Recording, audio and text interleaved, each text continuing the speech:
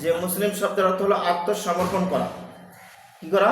আত্মসমর্পণ। ঘুরে ফিরে একই। আত্মসমর্পণ মানে নিজকে বিলিয়ে দেওয়া, নিজের কোনো উক্তি যুক্তি চলবে না, কোরআনে যা আছে তা জানবো, বিশ্বাস করবো, মানবো। তো এই জন্য আত্মসমর্পণ করা। আবার মুসলিম মানে মান্যকারী, যেহেতু কোরআনে যা আছে আল্লাহ আদেশ করেছেন আমাদেরকে, তা আমরা মেনে চলি, তাই কি মান্যকারী। তাহলে মুসলিম শব্দের অর্থ মান্যকারী, আত্মসমর্পণকারী। তো আমরা জাতিতে মুসলিম কিভাবে? আমাদের অতীতে নবীর পরে, নবীর দাওয়াতে যারা নবীকে নবী হিসেবে বিশ্বাস করলেন, নবীর কাছে নাজিলকৃত সর্বশেষ কিতাব কোরআনকে বিশ্বাস করেছেন, তারা হলেন মুসলিম। তো ওই মুসলিমদের বংশ পরিক্রমায় আজকে তো আমরা, ঠিক কিনা, এই যে 20, 25, 30টা সিঁড়ি বা কি বলে প্রজন্ম, এই 25-30টা প্রজন্মের মধ্য দিয়ে আজকে আপনি আমি আমরা, কেউ আমরা আবু বকরের বংশে প্রমাণিত হব, কেউ ওমরের, কেউ উসমানের। ব্যাপারটা বুঝতে পেরেছেন তো? তো তারা মুসলিম ছিল, আমরা তো সবাই ওইভাবে যদি জানি, মানি, বিশ্বাস করি, তাহলে মান্যকারী মুসলিম। আর যদি ওইভাবে সাহাবারা যেভাবে রাসূলকে বিশ্বাস করেছেন, রাসূলের কাছে নাজিলকৃত কোরআন যেভাবে বিশ্বাস করেছেন, মান্য করেছেন, প্রচার প্রতিষ্ঠা করেছেন, আমরাও যদি সেভাবে করি তাহলে আমরাও মুসলিম। আর যদি না করি তাহলে আমরা কি মুসলিম? We are Muslim by caste, জাতিতে মুসলিম। যেমন আপনার পিতা কলেজের প্রিন্সিপাল ছিল, এখন আপনিও কি প্রিন্সিপাল? এখন যে সকল লেখাপড়া, যে সকল সার্টিফিকেট অর্জন করলে প্রিন্সিপাল হওয়া যায়, এই সকল কাজ করে আপনিও প্রিন্সিপাল হতে পারবেন না। তাহলে আপনি কর্মের মধ্য দিয়ে, আপনার বাবা প্রিন্সিপাল ছিল, যে সকল কাজ করার কারণে আপনি প্রিন্সিপাল হয়েছেন আপনার পিতা, আপনিও সেই সকল কাজ করলে আপনিও প্রিন্সিপাল। তার মানে সাহাবারা যেমন মুসলিম, আমরাও তেমন মুসলিম। আর যদি আমার পিতা প্রিন্সিপাল ছিলেন, আমি প্রিন্সিপাল নই, আমি যদি দাবি করি যে আমি প্রিন্সিপাল, এটা কি রাইট হবে? তো দুনিয়াতে কালে কালে আল্লাহ অনেক নবী, অনেক কিতাব, অনেক জাতি সৃষ্টি করেছেন। তো সর্বশেষ নবী মুহাম্মদের আরেকটা ধর্ম, আরেকটা জাতি। তো এই জাতির শুরুতে যারা ছিলেন তারা মুসলিম ছিলেন। আমরা যদি ওই মুসলিমের যে দায়িত্ব কর্তব্য, সেই কাজগুলো, সেই দায়িত্ব কর্তব্য পালন না করি, তাহলে আমরা হব জাতিতে মুসলিম, আমরা বাস্তবায়নকারী মুসলিম নই। যদি করি তাহলে বাস্তবায়নকারী মুসলিমও হব। কথাটা বুঝে গেল? বুঝতে পারেন নাই মনে হয়, খুব কঠিন হয়ে গেল। তো আমরা কি জাতিতে মুসলিম থাকতে চাই না মান্যকারী মুসলিম হতে চাই? মান্যকারী। এই কথাই আল্লাহ কোরআনে বলেছেন সূরা ইমরানের 102 নম্বর আয়াতে, ইয়া আইয়ুহাল্লাযিনা আমানু ইত্তাকুল্লাহা, হে বিশ্বাসী তোমরা আল্লাহকে মান্য করো, আল্লাহকে ভয় করো, হাক্কা তুকাতিহি, যেভাবে ভয় করা উচিত, যেভাবে মান্য করা উচিত সেভাবে। তারপর বলেছেন ওয়ালা তামুতুন্না, আর তোমরা মৃত্যুবরণ করো না, ইল্লা ওয়া আনতুম মুসলিমুন, আর তোমরা মুসলিম না হয়ে মৃত্যুবরণ করো না। তার মানে মান্যকারী না হয়ে মৃত্যুবরণ করলে আমাদের কঠিন শাস্তি আছে, পানিশমেন্ট জটিল এবং কঠিন। তো এই কারণে আল্লাহ বলেছিলেন মুসলিম না হয়ে মৃত্যুবরণ করো না। তো এখন আমরা আমাদের পূর্বপুরুষরা মুসলিম ছিল, আমাদেরকেও মুসলিম হতে হবে। পূর্বপুরুষরা মুসলিম ছিল কিভাবে? আল্লাহ, রাসূল, পরকাল, কোরআন এগুলোকে বিশ্বাস করে, মান্য করে, মেনে। কথা ঠিক কিনা? তাহলে আমাদেরকেও রাসূল যে সর্বশেষ রাসূল, এটা বিশ্বাস করতে হবে। সর্বশেষ আল্লাহর পক্ষ থেকে নাযিলকৃত কিতাব কোরআন, এটাও বিশ্বাস করতে হবে। কোরআনের ভিতরে যে সকল কাজের আদেশ আছে সেগুলো জানতে হবে, বিশ্বাস করতে হবে, মানতে হবে, তাহলে মুসলিম। আমরা নর্মালি বলি আমরা তো কোরআন বিশ্বাস করি, বলি কিনা?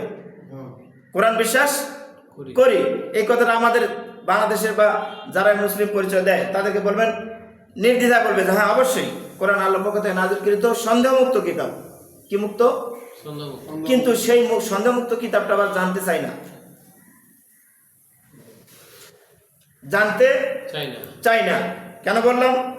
আমরা আরবি রিডিং পড়ি, বিশ্বাস করে মানি না। হ্যাঁ, তো রিডিং করলে কি কোরআন জানা যায়?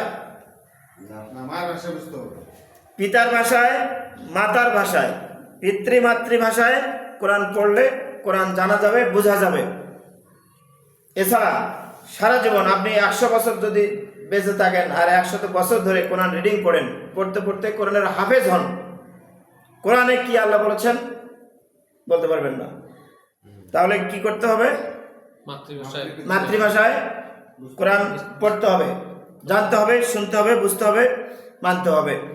তো আমি আপনাদের সামনে যে আয়াতটি তেলাওয়াত করেছি সেটি হলো সূরা নিসা 75। আল্লাহ বলেছেন, ওমা লাকুম লা তুকাতিলুনা ফি সাবিলিল্লাহ। আল্লাহ বলেছেন তোমাদের কি হলো, তোমাদের কি হয়েছে? লা তুকাতিলুনা ফি সাবিলিল্লাহ, তোমরা আল্লাহর পথে সংগ্রাম করছো না, আন্দোলন করছো না। সোজা বাংলা ভাষায় বললে সর্বাত্মক প্রচেষ্টা, জান বাজি রেখে, জীবনের সময় এবং সম্পদ বিসর্জন দিয়ে কেন তোমরা আন্দোলন সংগ্রাম সর্বাত্মক প্রচেষ্টা চালাচ্ছ না? প্রশ্ন আল্লাহ কেন প্রশ্ন করলেন? কারণ হলো আল্লাহ বলেছেন, ওয়াল মুস্তাদাফিনা মিনার রিজাল, পুরুষ লোকদের মধ্যে অনেক লোক নির্যাতিত, মাজলুম, এদেরকে বাঁচানোর জন্য, এদেরকে রক্ষা করার জন্য, অন্নিসা, এবং মহিলা মানুষদের মধ্য থেকেও অনেক মহিলা কি মাজলুম, নির্যাতিত, ওয়াল বিলদান, এবং শিশু। তোমাদের মধ্য থেকে অনেক পুরুষ, অনেক মহিলা, অনেক শিশু নির্যাতিত। তাদেরকে তাদের এই নির্যাতন থেকে রক্ষা করার জন্য কেন তোমরা সংগ্রাম করছো না? কার কথা? আল্লাহর কথা।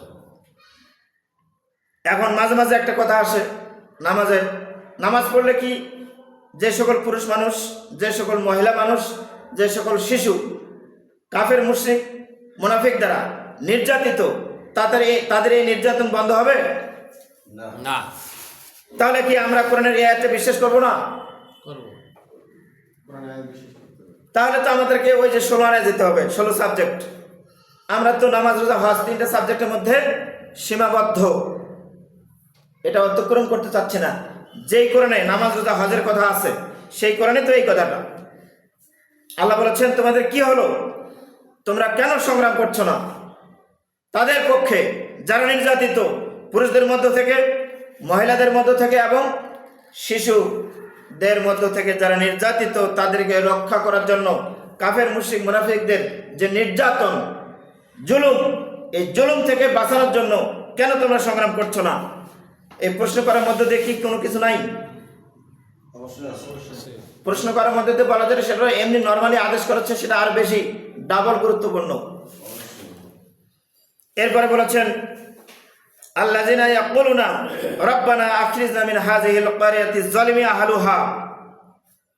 ওই সকল নির্যাতিত পুরুষ, মহিলা এবং শিশুরা কি করছে? আল্লাযিনা, যারা, ইয়াকুলুনা, তারা বলছে, রব্বানা, হে আমাদের প্রতিপালক, হে আমাদের রব, আখরিজনা, আমাদেরকে বের করে নিয়ে যান, মিন হাযিহিল ক্বরিয়াতি যালিমি আহলুহা, এই জালেম অধ্যুষিত এলাকা থেকে, এই জালেমদের জুলুম থেকে রক্ষা করার জন্য আমাদেরকে অন্যত্র বের করে নিয়ে যান। কখন মানুষ বের হয়ে যেতে চায়? অতিরিক্ত হয়ে যাবে। দেয়ালে যখন পিঠ থেকে যায়, আর যাওয়ার সুযোগ নাই। এখন তো আপনাকে যেভাবে ইচ্ছে সেভাবে মারবে, ভয় দেখাচ্ছে, আপনি একটু পিছাচ্ছেন, একটু সরে যাচ্ছেন, কিন্তু সরতে সরতে, পিছাইতে পিছাইতে যখন দেয়ালে পিঠ থেকে গেল, তখন জালেম বাস যারা, তারা আপনার প্রতি জুলুম করবে না? জুলুম করছে। এই জুলুমের কি বলে এটাকে, কষ্ট, নির্যাতন সহ্য করতে না পারে, দেয়ালে পিঠ থেকে যখন যায়, তখন মানুষ এভাবে বলে, দুনিয়ার আর পিতা মাতাকে ডাকে না, তখন আল্লাহ আল্লাহ বলে। প্রথমে সমস্যা করলে কাকে ডাকে? আল্লাহকে। মা বাবাকে ডাকে। যখন দেখে যে না, বাবা মারও এখানে কোনো করার কিছু নাই, তখন কাকে ডাকে? আল্লাহ। আল্লাহকে ডাকে। তো এই কথা বলছে যে জালেমদের জুলুম থেকে আমাদেরকে রক্ষা করার জন্য এখান থেকে বের করে নিয়ে যাও। তারপরে আর কি বলে, ওয়াজআলনা মিন লাদুনকা ওয়ালিয়্যা, আর হে আল্লাহ, আপনি আপনার পক্ষ থেকে আমাদের কাছে ওলি পাঠান। ওলি মানে প্রতিনিধি, তার মানে ওই জালেমদেরকে শায়েস্তা করার জন্য যাদের ক্ষমতা আছে এরকম কিছু পাঠান, সেটা হক ফেরেশতা হক মানুষ। তার মানে আল্লাহ যেভাবে পারে, আল্লাহ তো অনেকভাবেই পারে, মানুষ দিয়ে পারে, ফেরেশতা দিয়ে পারে, পাথর দিয়ে পারে, পারে না, আরে পানি দিয়ে জুলুমবাজদেরকে পানি দিয়ে শাস্তি করে নাই, সাগরে ডুবে। তো আল্লাহ এখানে এই যে 3 শ্রেণীর লোক আল্লাহর কাছে ফরিয়াদ করে বলছে যে হে আল্লাহ, হে আমাদের রব, এই জালেমদের জুলুম থেকে রক্ষা করার জন্য আমাদেরকে এই এলাকা থেকে বের করে নিয়ে যান অন্যত্র, যেন আমরা বাঁচি। আর আমাদের কাছে তোমার পক্ষ থেকে অভিভাবক, গার্ডিয়ান, ওলি, নেতা পাঠিয়ে দেন। ওয়াজআলনা মিন লাদুনকা নাসীরা, এবং আপনার পক্ষ থেকে সাহায্য করেন, সাহায্য পাঠান। তাহলে এই কথা কেন বলছে? দুনিয়ার মানুষ নির্যাতিত হয়, হচ্ছে, হবে, এখন বোধহয় হচ্ছে না, হচ্ছে এখন বেশি। তাহলে বলেন, আপনি নামাজ পড়লেন আর দোয়া করলেন, কিন্তু বাধা দেওয়ার জন্য যে সকল কাজ করা দরকার সেটা করলাম না। আমি ইতিপূর্বে আলোচনা করেছিলাম দোয়ার কথা গত মঙ্গলবার।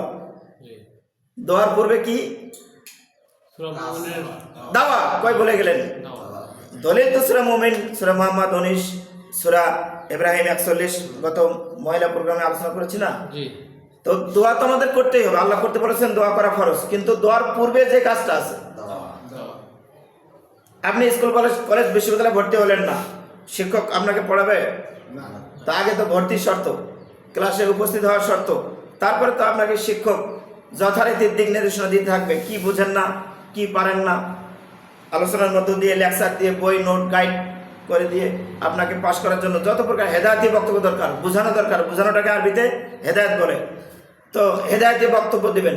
কিন্তু যদি কেউ না ভর্তি হয় স্কুল কলেজ বিশ্ববিদ্যালয়ে, তাহলে শিক্ষকরা কি রাস্তায় কি পড়াবে? না তাহলে আমাদেরকে ইমান নামক বিশ্ববিদ্যালয়ে ভর্তি হতে হবে, তার মানে কোরআন বিশ্বাস করতে হবে। বিশ্বাস করার পর এখন কোরআন জানতে হবে। প্রথম বিশ্বাসটা হলো প্রাথমিক ভর্তি বিশ্বাস, তারপর জানতে জানতে আবার কতগুলো বিষয় বিশ্বাস করতে হবে, এগুলো আমরা কিছু শুনেছি, আরও শুনবো ভবিষ্যতে। তো এখানে যে বিষয়টা, তাহলে নামাজ, রোজা, হজ, এই 3টা কাজ দিয়ে যাদের প্রতি নির্যাতন হচ্ছে এটা তো ঠেকানো যাবে না, কিন্তু আল্লাহ এটা ঠেকাতে বলেছেন। কি করতে বলেছেন? ঠেকাতে বলছেন। কেন ঠেকাচ্ছেন? এই জন্য আল্লাহ আমাদেরকে ধমক দিচ্ছে, ধমক। এটা ধমকের সুরের কথা। আমা লাকুম লা তুকাতিলুনা ফি সাবিলিল্লাহ, তোমাদের কি হলো, তোমরা কেন সংগ্রাম করছো না? এটা থ্রেটের ভাষা, কথা বুঝতে পেরেছেন? এরপরে 76 নম্বর আয়াত, খুব শর্টলি বলছি। এরপরে 76 আল্লাহ বলেছেন আল্লাযিনা আমানু, আর যারা আমানু মানে ইমানদার, বিশ্বাসী, বিলিভার্স। আল্লাহ বলেছেন আল্লাযিনা আমানু, যারা ইমানদার, তারা কি করে? ইউকাতিলুনা ফি সাবিলিল্লাহ, ইমানদার লোকেরা কি করে? আল্লাহর পথে সংগ্রাম করে, আন্দোলন করে, জিহাদ করে। জিহাদ শব্দটি আরবি, জিহাদের অনেকগুলো অর্থ। প্রথমত সর্বাত্মক চেষ্টা করা, ভুল শুদ্ধ পার্থক্য করে প্রচার করা।